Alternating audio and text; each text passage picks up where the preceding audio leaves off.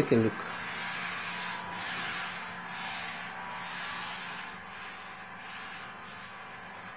Can you see that? Ce que vous voyez sur ce mouchoir, c'est de la suie. À Port Harcourt, ville pétrolière dans le sud du Nigeria, la pollution n'a jamais été aussi visible et inquiétante. Notre observatrice travaille pour une ONG locale et selon elle, les habitants de Port Harcourt sont à bout de nerfs. Je pense que cette suie noire a affecté tout le monde. Si vous vous mouchez, vous verrez que votre mouchoir sera noir. Quand vous voyez l'état de la plante de vos pieds, vous vous demandez si vous avez fait le ménage un jour chez vous. Il y a par exemple des gens qui récupèrent l'eau de pluie, mais on se rend compte maintenant que cette eau est noire. Je ne peux pas imaginer ce que vivent les mères de jeunes enfants, parce que quand ils vont à l'école, ils ne sont pas protégés. Celles qui ont des nourrissons, des bébés qui rampent sur le sol et dont on se demande à quoi ils sont exposés, comment ils sont affectés. Fin février, le gouvernement a fermé 2 usines d'asphalte jugées responsables de la pollution, mais la suie continue de recouvrir la ville. Ça ne s'est pas arrêté. Bien que ces entreprises aient été fermées, ça continue et malheureusement, le gouvernement n'a pas fait de déclaration pour indiquer qu'il continuait d'enquêter. Je pense que si on avait été en période électorale, peut-être que le gouvernement aurait fait bien plus attention à ce problème. Il n'en avait pas grand-chose à faire jusqu'à ce qu'on lance cette campagne sur les réseaux sociaux avec le hashtag « Arrêtez la suie » et que les gens connus à l'échelle nationale en parlent.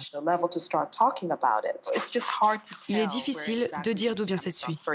Il y a par exemple les raffineries illégales de pétrole, des pneus sont également brûlés et quelle qu'en soit la raison, c'est incompréhensible.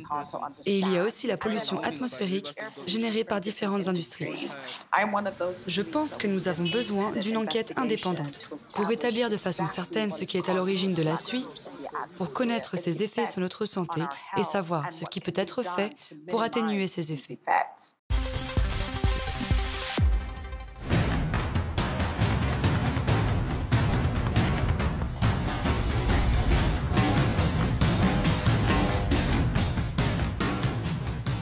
Ces Afghans ont créé le premier club de BMX à Kaboul. Il s'appelle Ride and Drop et il a une particularité, il est mixte.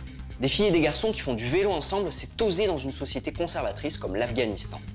Zara a 19 ans, elle participe à ce club et elle va vous expliquer que ça ne plaît pas vraiment à tout le monde. Il y a 4 mois, ce club de BMX a été lancé à Kaboul. Nous sommes environ 50 personnes à y participer. Et surtout, il y a 15 filles qui ont intégré ce club. L'Afghanistan a une société très conservatrice. Et les gens n'ont vraiment pas une bonne opinion de ce qu'on fait. Beaucoup nous disent qu'on fait quelque chose d'immoral. Ce qui gêne les gens, c'est que les garçons et les filles s'entraînent ensemble dans ce club. Ça les énerve beaucoup. Ils pensent que c'est indécent et parfois ils nous insultent. Au départ, j'ai rejoint ce club parce que je voulais juste faire du sport. Et j'ai donc voulu rejoindre ce club pour apprendre à faire des figures à vélo. Mais quand j'ai réalisé que la société voyait les choses de façon différente et qu'on était en train de combattre un tabou, j'ai compris que faire du BMX en Afghanistan était un vrai combat. Zara se bat pour l'émancipation des femmes dans un pays où elles sont peu considérées. 85% des Afghanes ont déjà subi des violences physiques ou ont été forcées de se marier selon Human Rights Watch. Alors Zara s'entraîne dur, mais elle a encore du travail.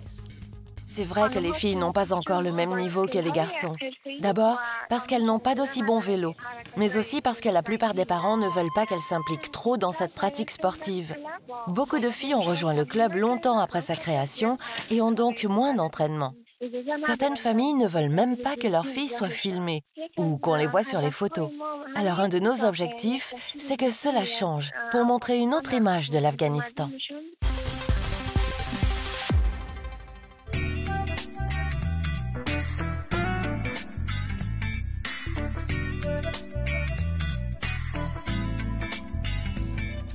Ces braquages ont tous été filmés en Iran. Et ces images ont un autre point commun plus étonnant. Les voitures braquées sont toutes de la même marque française, des Peugeot. Des vidéos comme ça, on en trouve plusieurs sur les réseaux sociaux en Iran depuis ces dernières années. Les braquages sont étonnants de facilité et regardez, les voleurs emploient toujours 2 méthodes. Méthode 1, ils tirent sur la fenêtre pour pouvoir ensuite glisser leurs mains dans le véhicule et déverrouiller la porte. Ils peuvent ensuite tranquillement se servir et récupérer les objets de valeur dans la voiture. Méthode 2, un peu plus complexe et impressionnante, utiliser un simple tournevis glissé entre la poignée et la portière. Un mouvement sec fait céder la serrure et permet d'ouvrir la porte ou même parfois le coffre du véhicule. Alors y a-t-il un problème avec les Peugeot en Iran? Nous avons posé la question à Amin Azad, un journaliste iranien spécialisé dans l'automobile.